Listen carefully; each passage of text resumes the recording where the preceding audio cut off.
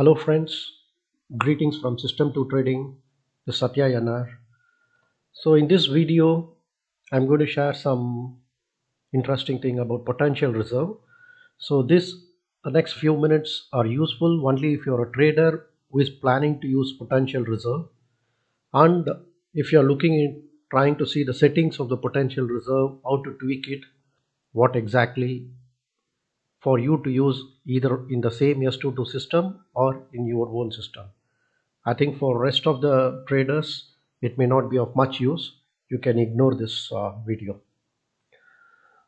So S22 trading system is an intraday trading system based on statistical values, volatility values, and price action principles. In this, first we are going to see the settings. What are settings that's available in the trading view, and very important, what are all the limitations? Because once you receive the script, once you start using the script, you would have seen the script till now probably in a static picture. So when it's going to be dynamic, you need to understand the values, very important. And also when you're going to backtest it for your system, I think some of the things what difficulty I faced for years and then now I refined it, I will just share with 1 or 2 minutes, which could save huge amount of time for you. So let's get started. So this is the screenshot of that potential reserve. So where you see, I think the previous clippings, maybe you would have seen the 3 values or 4 values. Now in this, we have made 5 values. This is a version 5, a little more refined one. So this is used for trading decision for either continuation or reversal type of a trade. How we are supposed to use it, I think you would have already viewed in the previous video. But in this, what you see here is the signal level, which is I. The sentiment indicator, again, there's one more new thing I have added, and the moment utilized, potential moment, and the reversal meter. So let me take you to the TradingView site and then show you dynamically what exactly all this means and what the setting is about.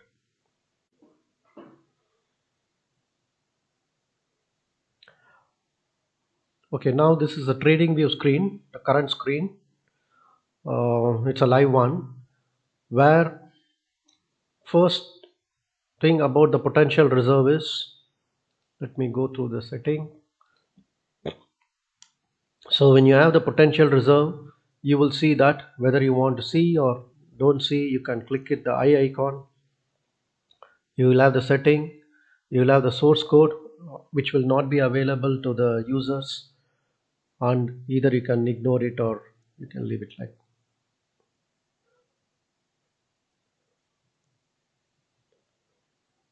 So this is the screen what you are seeing, a dynamic one where it is actually happening. So the potential reserve, once you click the potential reserve setting, this is a setting one. Once you click, this is a window what you will get. In this, we have 3 different types of inputs. What exactly you see in this label?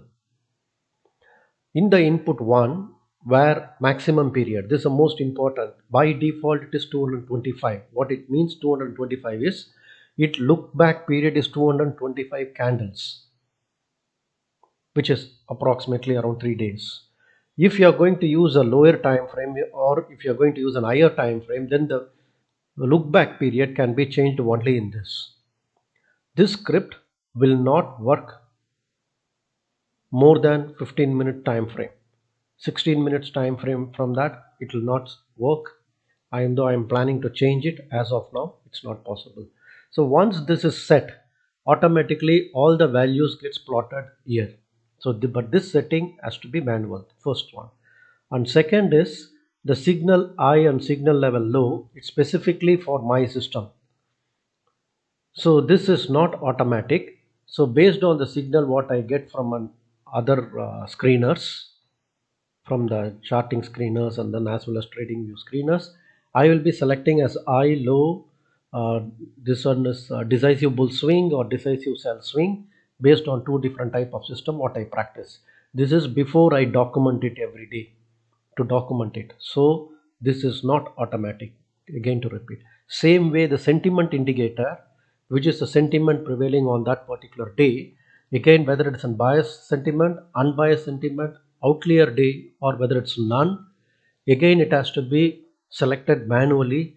These two inputs are made specifically for me to document, so that when I backtest it about 100 or 200 type of charts, I should be able to probably see all and then make a decision. That is the main reason. So that's the first important thing you have to understand in the setting. The second is tail. The label will be default ticked. If you remove it, untick it, it will not be visible. If you click it, it will come. Visibility, again, it will be visible on all time frames, but it doesn't work more than hours, as I said, so it may not be of much use. By default, everything is selected. So this is about the setting. The second thing is about the value. So in the previous video, you would have seen the value moment utilized, which is the first candle value, potential moment, which is the maximum. What do you mean by maximum is these are the maximum line. Let me adjust it. For each day, you see this is the volatility. Now for today, this is a volatility maximum low. This is a volatility maximum high. At the start of it, candle, up to 15 minutes or till such time, this maximum whatever is plotted initially will remain the same. Once the price reaches the maximum, either on the upper side or on the lower side, then the potential movement will change, will revise itself to whatever maximum that is possible based on the volatility setting. So this reversal meter also will automatically change, because the reversal meter is nothing but it is a moment utilized divided by potential movement. So that will also automatically change based on the maximum values. So this is of actually no importance to us when you are going to do a day trading regularly on a live charts. But what I want to convey for people, those who are going to use the script, before you start using a live chart and then directly jumping in, I'm sure you will be doing a forward testing or a backward testing. So you will be taking the chart. Probably you will be actually probably end of the day EOD charts. You will be collecting it maybe for about 100 days or 200 days. You will be comparing the reversal meter and then see whether it works or not. At that point of time, it will make a difference, because you will not know whether the volatility has increased or whether it is static. So for that to know, what you are supposed to see is the potential. Supposing, let us say that we freeze the value here. If the potential meter movement is 378, if the previous day is 369, what you see here is the previous day is 369. So that means it is more than previous day. So this is what I have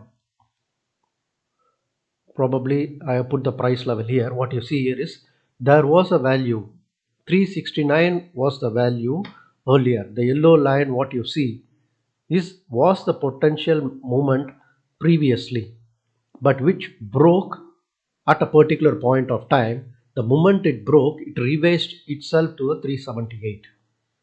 So the reversal meter and the potential movement will not be of value of this particular day when you are going to do the back testing. So during back testing, what I normally do is I see potential movement between the previous day and this is the same. If it is the same, then the reversal meter you can use. That means it has not violated. If it is violated, then in those instances you will have to take the potential meter of the previous day. Again to make it little more clear, to make it simple, I'll repeat it so that there is no mistake when you're going to do the back testing. First, when you do the back testing, when you've taken the screenshot, always take the screenshot of minimum 2. Otherwise, you will not be able to come to a conclusion. Your screenshot is not of use.